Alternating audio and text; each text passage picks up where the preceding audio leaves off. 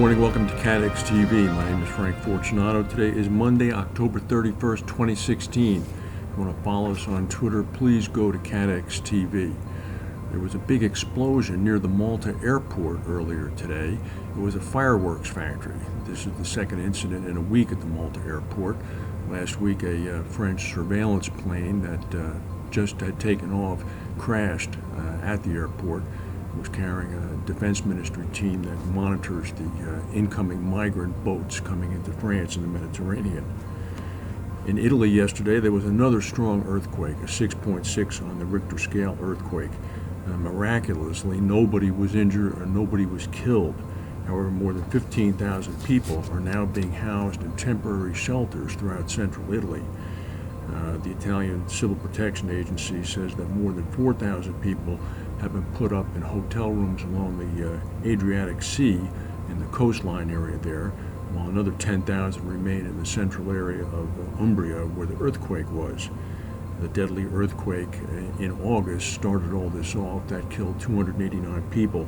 Some 1,100 people remain in shelters still from that quake.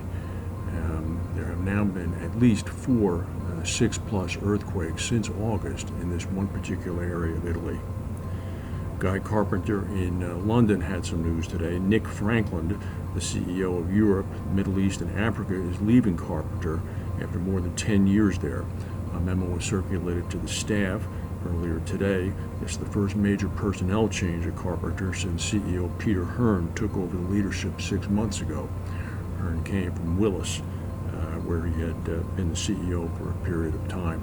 Frankland is going to leave and he'll be tied up in so-called gardening leave for a 6-month period, after which he'll be free to take other roles. Newly appointed Lloyd's Syndicate, Blenheim Syndicate, has done what it was expected to do. It's hired back the former Cathedral property underwriting team, led by active underwriter John Hamblin. Hamblin will arrive at the new company, which is run by Peter Scales, in February of 2017, after he finishes out 3 more months of gardening leave. He's going to be joined by Mark Wilson and Simon King, who both come from Cathedral. Also, it was noted, Blenheim confirmed that they had in fact received a major injection of capitalization from insurance-linked security giant Nephila Capital. The bulk of the syndicate's $195 million capacity is going to be used to write property treaty and property direct and facultative business. John Hamblin is a specialist in U.S. underwriting. 33 miners remain trapped, hopefully trapped and not dead, underground in a coal mine in China near the city of Chongqing after a massive explosion earlier today. Rescue operations are underway at the moment. The statements were posted on the city's social media page saying that there was an explosion in the city's Yangchuan district shortly before noon on Monday. Interestingly, Validus' Ed Noonan, in an earnings call earlier today, mentioned that a 30-mile westward movement in the track of Hurricane Matthew could have inflicted a $38 billion loss on the reinsurance industry. That size loss in itself is not particularly large, but Noonan's point was that it would have shocked the retrocession market and forced a correction in U.S. property cat reinsurance pricing. Noonan said that industry's loss of that size would have frozen up the retro market that we all depend on because their capital would be locked up through year end. This would have left reinsurers with a decision on whether to expose more of their own capital at inadequate pricing. He said, everybody says it needs a $100 billion event to move the market, and that just displays a lack of understanding of the mechanical function of the market and how reliant it is on the retro market that is itself very thin and fragile.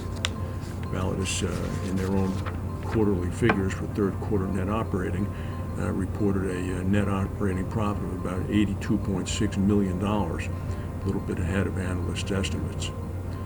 The Health Ministry of Egypt says that recent floods have killed 26 people and injured 72 others across the country.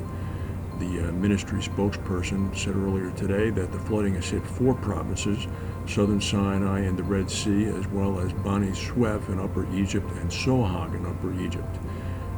Hundreds of people have been displaced, cars and homes have been swept away, particularly in the Red Sea oil city of Ras Gareb.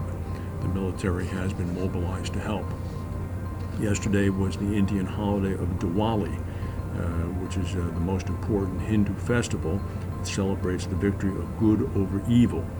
In New Delhi, it was a cause for celebration. There were massive displays of fireworks and firecrackers. This morning, angry residents of New Delhi are sharing images of smog because huge quantities of fireworks being set off, and the weather conditions in New Delhi lead to huge quantities of air pollution. Levels of pollutants in the air are now 30 times the World Health Organization's recommended level in one neighborhood. The U.S. Embassy in Delhi said its air pollution index late last night had breached the hazardous upper level, and it stops monitoring levels of pollutants at that level. So God knows what the situation is there now. Air pollution in India kills many hundreds of thousands of people each year. There are 8 days to go until the American presidential election, and by all reports, the polls are indicating that the race is neck and neck. That's the news for today. If we have any breaking news, we'll come back and tell you. Thank you for watching, and we'll see you tomorrow.